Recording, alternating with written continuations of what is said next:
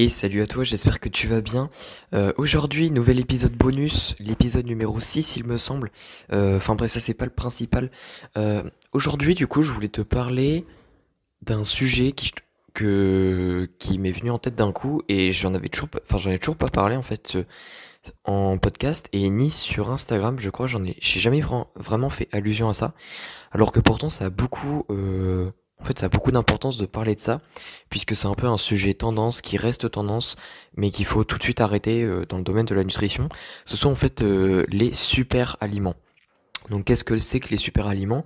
En fait, généralement, j'entends pas, enfin même pas mal de gens qui viennent me contacter en privé sur Instagram par exemple, et qui me disent voilà, j'ai tel problème, qu'est-ce que tu me conseillerais comme aliment? Et en fait, quand les personnes me demandent ça, qu'est-ce que ça veut dire? En fait, le sous-entendu, bah ça veut tout simplement dire que les personnes, elles recherchent un super aliment qui peut directement les soigner. Et en fait, il y a un point ici qui me dérange beaucoup parce que c'est l'un des points clés de la nutrition à comprendre, c'est que ce n'est pas un aliment qui va te soigner ou qui va te donner plus d'énergie ou enfin bref, c'est pas en fait un seul aliment dans ton alimentation qui va tout faire, c'est le mélange de tous les aliments dans ton alimentation. C'est-à-dire que l'alimentation, en fait, elle te procure des bénéfices grâce à l'effet cumulé, grâce à l'addition, au mélange de tous les aliments que tu manges, et pas juste un seul aliment.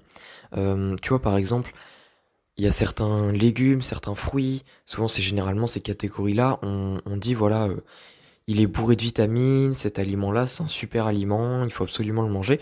Et en fait, le problème ici, c'est que quand on parle de super aliment, on a tendance à créer un petit peu plus un effet du style, bah même si tu n'aimes pas cet aliment-là, vu que c'est un super aliment, faut quand même que tu le manges.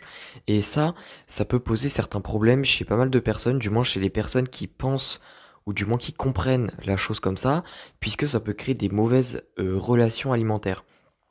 Par exemple, si on te dit, voilà, ça c'est un super aliment, il y a plein de vitamines, faut absolument que tu le manges, et bien en fait, si on te dit ça, et même si tu n'aimes pas l'aliment en question, si tu es influençable, ou du moins que tu connais pas beaucoup de choses sur la nutrition, et du coup, tout ce qu'on te dit, tu le crois à peu près, et ben en fait, tu vas te forcer à manger cet aliment alors que tu ne l'aimes pas, juste pour soi-disant bénéficier de ses capacités de super aliment. Sauf qu'en fait, c'est pas du tout ça. Encore une fois, je le répète, ce n'est pas un aliment dans l'alimentation qui va tout faire changer, c'est le cumul, l'addition et le mélange en fait de tout ce que tu manges.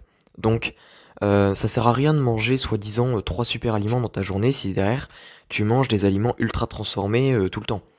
Euh, Encore une fois, je l'ai déjà dit, le but en l'alimentation, le but principal, au lieu de commencer à chercher des super aliments pour des super aliments anti-ballonnement ou des aliments brûle-graisse ou je ne sais quelle connerie, eh bien à la place, concentre-toi sur ton alimentation et essaye de diminuer progressivement, j'ai bien dit progressivement, le nombre d'aliments ultra transformés que tu manges, sans non plus les bannir à la fin, parce que bannir les aliments ultra transformés, ça c'est ne pas comprendre en fait l'équilibre de la santé qu'on doit garder sur le long terme, et donc là aussi c'est une très mauvaise idée.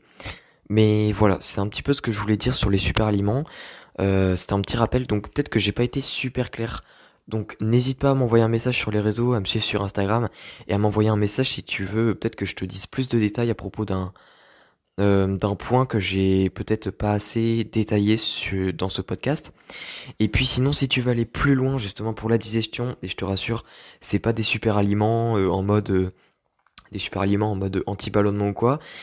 Tu peux cliquer sur le premier lien dans la description du podcast pour pouvoir obtenir le Diétopack, qui est tout simplement trois contenus audio gratuits qui te permettent d'avoir une meilleure digestion et qui te permettent également d'avoir toutes les clés en main pour pouvoir perdre du poids de la bonne façon grâce à une meilleure digestion. Bon allez, moi j'ai fini pour aujourd'hui. J'espère que tu vas garder ça en tête. Le seul truc à retenir, c'est que les super aliments n'existent pas et que c'est toute l'alimentation qui compte. Enfin bref, on se dit à la prochaine. Allez, ciao.